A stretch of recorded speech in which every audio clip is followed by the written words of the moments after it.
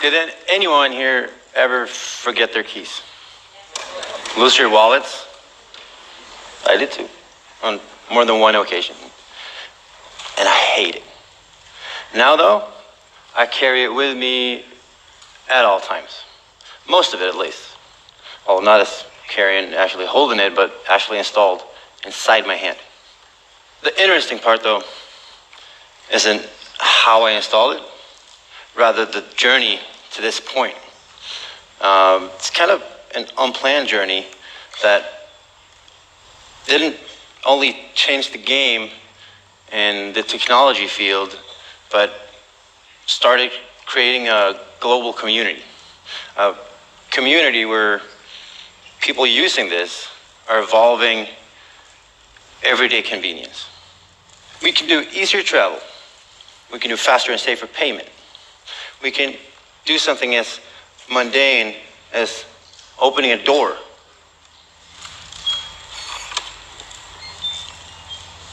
I mean, the opportunities are endless. So this is a very short story about how I ended up here, and I want to give you a glimpse of the vision on how to keep growing this community. You see, as a kid, I was always into everything sci-fi. Technology, role-playing games, video games, you name it. Being a fairly wild outdoors kid, I ended up with a lot of injuries. A lot. So I often wished I had these kind of superpowers, either indestructibility or self-healing, you name it. It wasn't until I read an article about Kevin Warwick, though. He's got massive skills and knowledge in AI, robotics, bioethics, you name it. My childhood memory and childhood dream kind of got rekindled.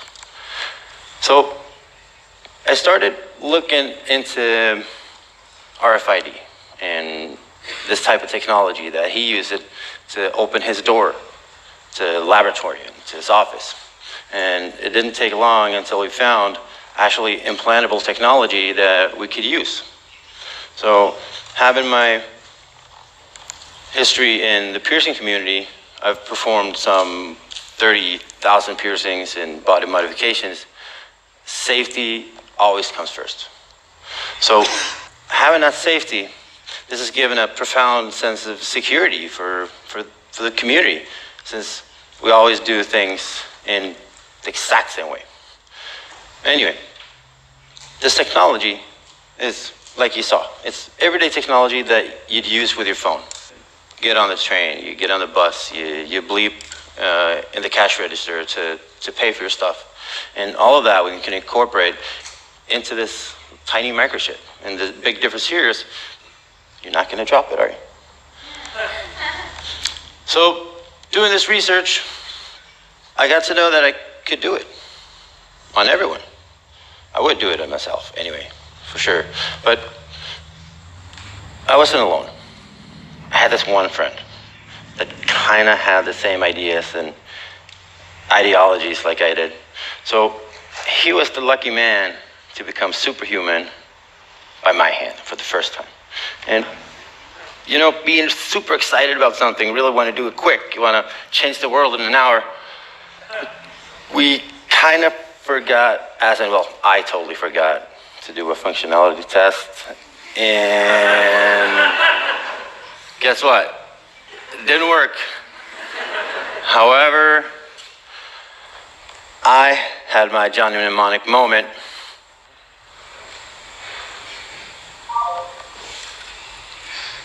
I felt like Johnny Mnemonic. It was amazing. I programmed my implant with a call trigger that as soon as I tapped my phone to the chip, it called my wife.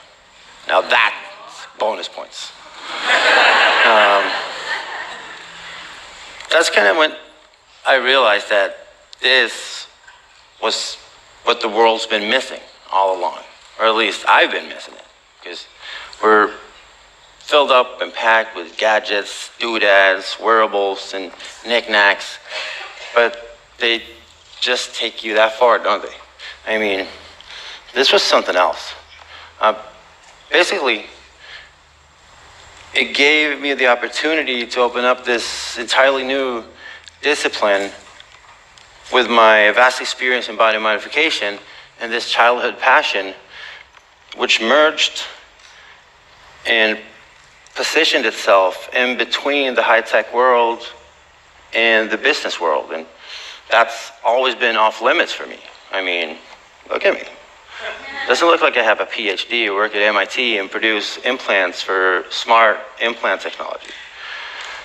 But with that, having been brought up in the piercing community and always wanting to share this, since if you do this in an open source community, it will develop faster. It will become better. It will become available for anyone instead of gating it and keeping it to those MIT and PhD dudes. With this community, which has grown pretty rapidly over the last years, we have managed to change logistics in even some of the biggest companies in Sweden. Swedish railways are now allowing biohacks implants as a ticket carrier. And that was in 3 months. That's huge. And that's the impact we can have on society changing by just doing new stuff. This, though, is biohacking. So what is this? The word hacking, I mean, are you familiar with the news platform Lifehacker? It's awesome platform. And there it is again, hacking. Hacker, hacking.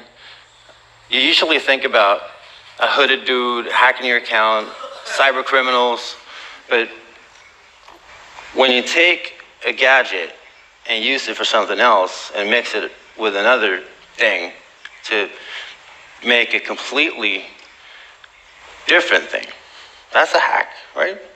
And that's what we're doing here, hacking. We're just stripping away the word hacking from that cyberdyne hacker. And as in every category, you got mainstream and we got the extreme. These guys, Tim Cannon and Sean Sarver from Grindhouse Wetware, are pioneering the design and implementation of larger implants. They're grinders. And these are just for funs and giggles. They're LEDs that light up. 5 LEDs light up if you put a magnet on them, which is 80s disco ultra deluxe. However, imagine changing those lights into LEDs instead. Not LEDs, sorry, but sensors. So you get 5 different sensors on there instead, turning that into an interpreter for your body. Neil Harbison created his own sense. He can't see color at all. So he created this, and this lets him hear color by vibration. So he can walk out the door and hear a symphony of color. That's also using biohacking. Or my personal hero, Elon Musk, with the Neuralink Corp, which will enable you to upload and download thoughts.